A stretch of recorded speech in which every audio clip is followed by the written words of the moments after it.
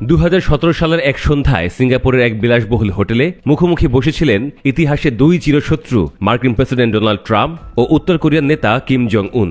বিশ্ব অবাক হয়ে দেখেছিল কিভাবে এক পারমাণবিক রাষ্ট্রের নেতা হয়ে উঠেছে যুক্তরাষ্ট্রের জন্য অনিবার্য কূটনৈতিক সঙ্গী। আর ঠিক সেই মুহূর্তেই জন্ম নিয়েছিল একটি প্রশ্ন, পারমাণবিক অস্ত্র কি নিরাপত্তার টিকিট?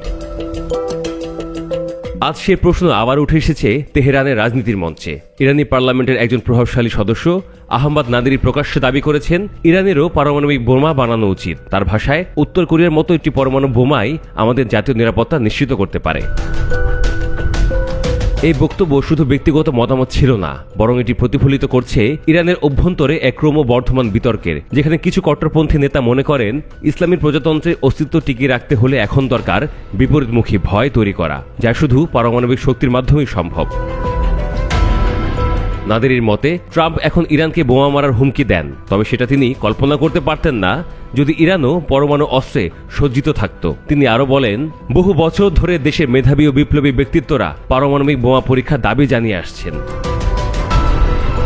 এই কথাগুলো এসেছে এমন এক সময়ে যখন ইরান এরই মধ্যে 60% মাত্রায় ইউরেনিয়াম সমৃদ্ধ করছে, যা প্রায় অস্ত্র তৈরির পর্যায়ে পড়ে। জাতিসংঘের পরমাণু সংস্থা IAEA এর তথ্য অনুযায়ী ইরান এখন 6টি পরমাণু বোমা তৈরি করার মতো সমৃদ্ধ ইউরেনিয়াম মজুত করে ফেলেছে।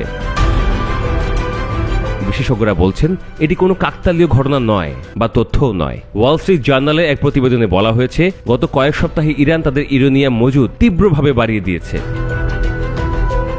অন্যদিকে ইরানের সর্বোচ্চ নেতা আয়াতুল্লাহ খামেনি অতীতে পারমাণবিক অস্ত্রের বিরুদ্ধে একটি ধর্মীয় ফতোয়া জারি করেছিলেন, কিন্তু এখন সেই ফতোয়ার উপযোগিতা নিয়েও প্রশ্ন উঠেছে। অনেক সংসদ সদস্য বলছেন পরিস্থিতি পাল্টেছে, ফতোয়া পাল্টানো উচিত।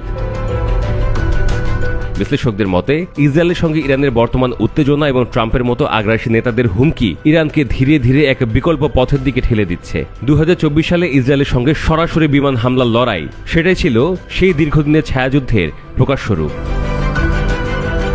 তেহরানের এক অভ্যন্তরীণ সূত্র বলছে, সম্প্রতি ইরানের সুপ্রিম ন্যাশনাল সিকিউরিটি কাউন্সিলে এমন একটি প্রস্তাব উঠেছে যেখানে দেশের প্রতিরক্ষা নীতিমালা পর্যালোচনার আহ্বান জানানো হয়েছে। পারমাণবিক অস্ত্র অন্তর্ভুক্ত করার বিষয়েও বিবেচনা চলছে।